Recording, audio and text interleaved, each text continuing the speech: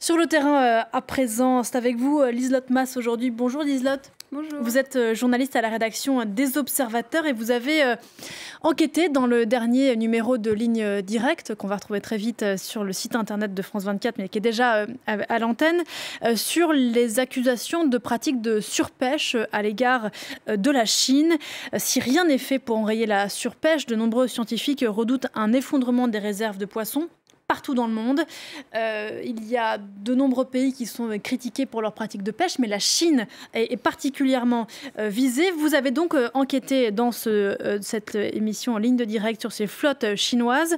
Vous venez nous présenter ce que vous avez, l'émission que vous avez réalisée. Et avant toute chose, une petite précision. Oui, en fait, on n'est pas allé à proprement parler sur le terrain. On a réalisé cette enquête complètement à distance. Donc pour rappel, nous aux observateurs, à la rédaction des Observateurs à France 24, on travaille à partir d'images amateurs que nous envoient des citoyens à travers le monde, ou aussi à partir d'images qu'on trouve nous-mêmes sur les réseaux sociaux.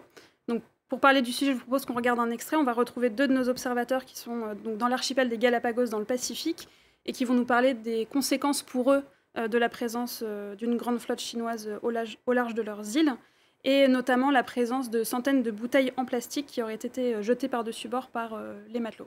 On regarde. Ces bateaux de pêche chinois frôlaient la frontière maritime, à 350 km des côtes, invisibles depuis le rivage. Mais les habitants n'ont pas tardé à détecter leur présence. This year in particular, we have been finding lots of Chinese bottles, plastics, water bottles, a lot of water bottles. They were all over the islands. In most of the places, the currents brought them in, and you could see them on the rocks, you could see them on the beaches, and they were piling up and collecting. It was really sad. Et les pêcheurs ont rapidement remarqué un impact sur leur activité.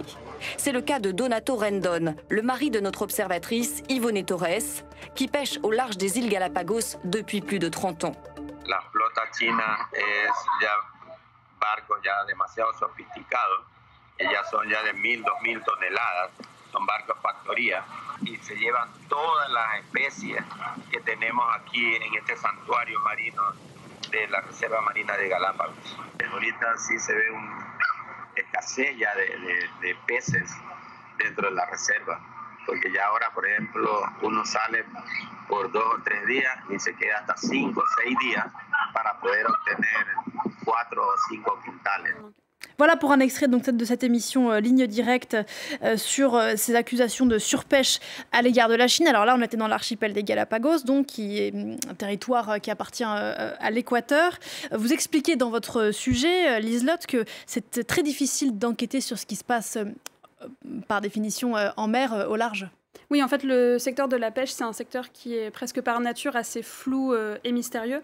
Au Galapagos, par exemple, on a une flotte immense de navires chinois qui est à 350 km des côtes. Donc les habitants ne voient pas ce qui se passe, ne peuvent pas le filmer, et c'est donc assez difficile d'expliquer exactement ce qu'ils sont en train de faire.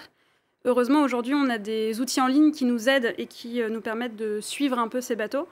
Et ces outils, ils utilisent notamment un signal de localisation que ces bateaux émettent en permanence pour éviter de se rentrer dedans, habituellement.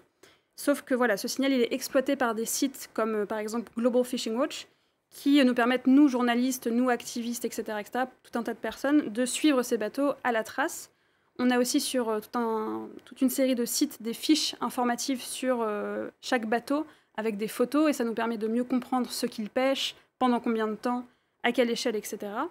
Et une fois qu'on a récolté toutes ces informations, ça nous permet de nous pouvoir vérifier ce que nous racontent nos observateurs, et surtout aller plus loin dans la recherche.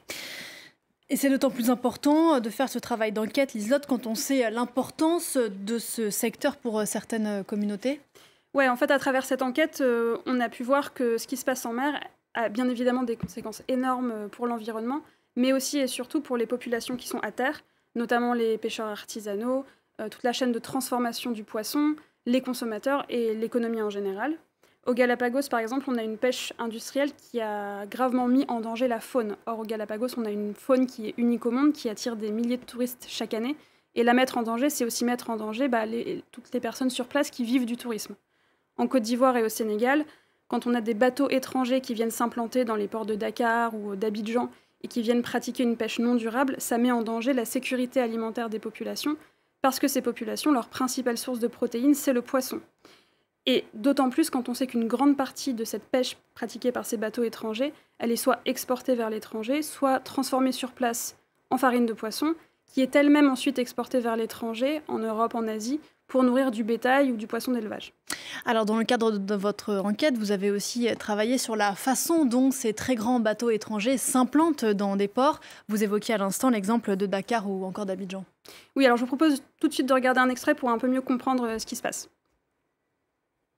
On dit bateaux chinois, c'est des bateaux qui partent par les ivoiriens, mais qui ont des équipages chinois. Ça, c'est un navire chinois. Nous voyons là un des chefs des embarquements. Nos les bateaux déjà sont des bateaux chinois, comme Aïfri, Ronchamp, Yongyu, le capitaine de pêche, c'était chinois, le maître de pêche était chinois, le mécanicien était chinois, et c'est les autres membres d'équipage, les matelots qui sont que les Africains. C'est contraire au code maritime ivoirien. 30% de l'équipage doit être ivoirien, y compris l'équipe encadrante. Selon notre observateur, cette règle n'est jamais respectée dans les 55 navires concernés. La nuit encore, on va travailler, plus que les esclaves.